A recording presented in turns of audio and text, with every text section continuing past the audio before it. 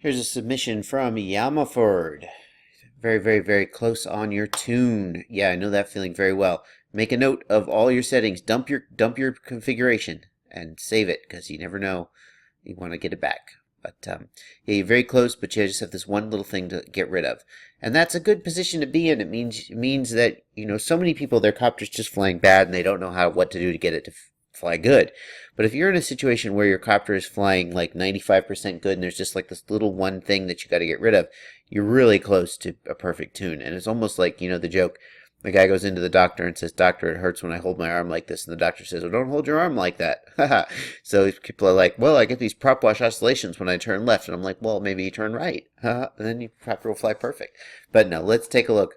You got a Lux flight controller, XM20 ESCs, all fantastic gear. At 650 grams, that's pretty heavy. Okay, with an 1800 lipo, maybe that would come down to closer to 600 with a 1300. 650 is heavy. It's definitely starting to get into the range where I feel like if you're running 5-inch props for sure, and maybe even with 6-inch props, that you're not helping your copter's handling. So if you were going for straight line speed, then 650 grams and an 1800 or maybe even a 2200 lipo, that might be something you would go for. You're not concerned about cornering, you're trying to drag race. But in this case, you've got hard left-right line of sight stabs and you have a 650 gram copter. Well, maybe your copter's just too heavy to do hard left-right line of sight stabs. Okay, so that's something you got to at least think about. 650 is pretty heavy. In general, if you want handling, the lighter your copter is, the better. And the more thrust to weight, the better. But there's only so much weight that thrust can overcome. So it's something to keep in mind. If you have any way you can get this weight down. 600 is still a little bit heavy for a 5-inch prop frame. So you could probably get that down by, I feel like 550. Between maybe 530 and 550 is like a good sort of standard range for a 5-inch copter. And maybe you're a little heavier, but if you're up around 600, I think there are probably things you could do to lighten it up. And that will definitely improve your handling. Even 30 or 40 grams of saved weight will make a difference. And if you can get 50 or 70 grams off, it'll make a big difference. So something to think about. Let's take a look at your log. The first thing we're going to do, as always, look at your gyro. Gyros are super clean, super thin, super clean. Let's see if we can see the header information. Yes, we can. Betaflight 27, gosh, this is a good feature. Isn't this a great feature? Betaflight 271. You're using rewrite. All of this looks fine. Your D-term filter's at 90. All of that's fine. Your gyro soft hertz is really low. Why is your gyro soft filter at 50 hertz? That's really low. Okay, so that's why I went looking. Because these lines were so clean that I was suspicious of how clean they were. Like they were suspiciously clean. So I went looking, and sure enough, your gyro soft filter is at 50 hertz. Is there a good reason why it's that low? Because that is a lot of filtering. And that may not directly be related to your problem, but it's gonna add, maybe it might be. It's gonna add latency to the PID loop. So the PID loop is always going to be a little bit behind the curve, right? So you can only help the handling of your copter by raising that number, your gyro soft hertz, assuming that you don't then let too much noise in. But your lines are so just squeaky clean. I would be shocked if you couldn't raise that up. So I wonder why that's gotten so low, and what motivated you to lower that, because that's not that's never been the default to have it that low. That's really low. We're going to take a look, but that's the first thing I would change right now. So we're going to have to, put a little bit of a caveat on the rest of this analysis because, we don't know if that would fix the problem. But let's take a look now at your roll PIDs and see what we can see. So there are your stabs. Here's some stabs, left, right, left, right, left, right, left, right. Let's see what happens on just one of these stabs. Again, like we saw with Mr. Murder's video, we've got the P term going down and the D term rising. And that's really counterintuitive to me, and I don't think I've seen that before. I can't always decide if this is something that's like new in Betaflight 271, or if I've just been out of practice and have forgotten or never noticed it before.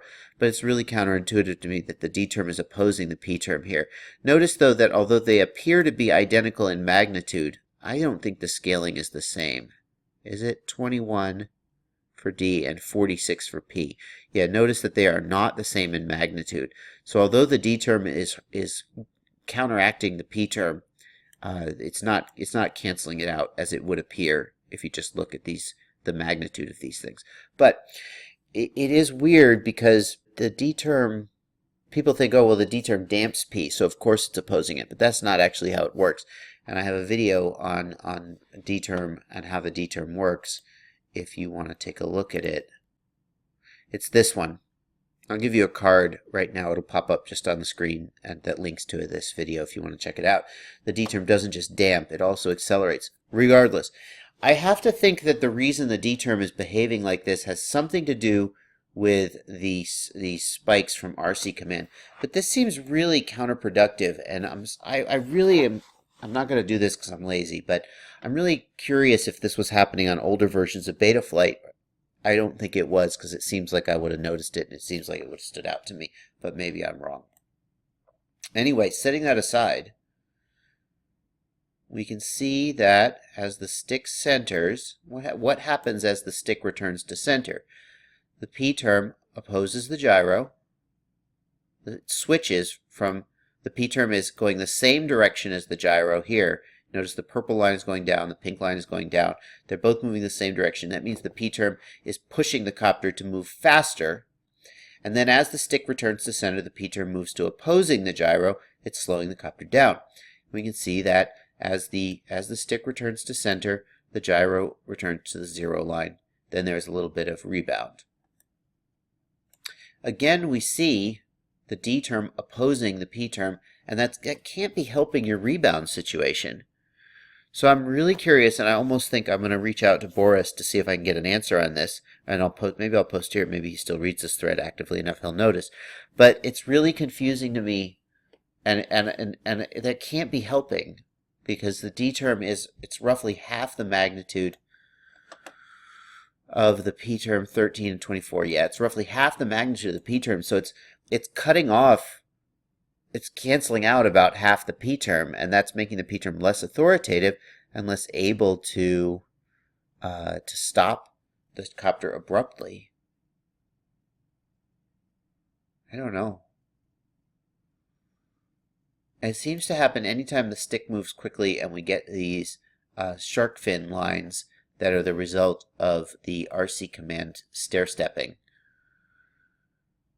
So that's what I would want to look at. Maybe this is the dynamic D term doing something that I'm not used to. I just don't know. Okay, so what I would suggest to you, Yamaford, is, number one, find out how high you can get this number. Get this number. Everyone should always have this number as high as they can. Wait. Without introducing excessive noise into the copter. So if you have perfectly squeaky clean, smooth gyro traces, you should raise this number. Your copter will fly better. But I don't think that's actually the cause of this problem. That's just a general guideline. And the cause of this problem, you should certainly try raising your D gain. Your D is at 33 and your copter is not very noisy, but you should raise the gyro filter and get that where it needs to be before you raise the D gain, because the D gain is dependent on how much noise is in the system. Regardless, I really want to get an explanation for why the D term is behaving how it is. Because if the D term, I would expect to see the D term lead the P term here and then turn around and go like this. So it was helping to enhance the effect of the P term, and it looks like the D term is actually opposing the effect of the P term, and that has to be contributing to your oscillation. But there's nothing you can do about that from a tuning perspective. You could try taking your D gain down. I mean, it'll reduce the effect. It'll reduce the effect during the times when the D term is helping as well. But try taking your D term, that's a heck of a suggestion. Take your D term down to a very, very low number and see if it actually makes things better. I feel like the D term is making things worse here, not better. So try taking it down. See if that makes it better. Okay, hope that's helpful. Happy fun.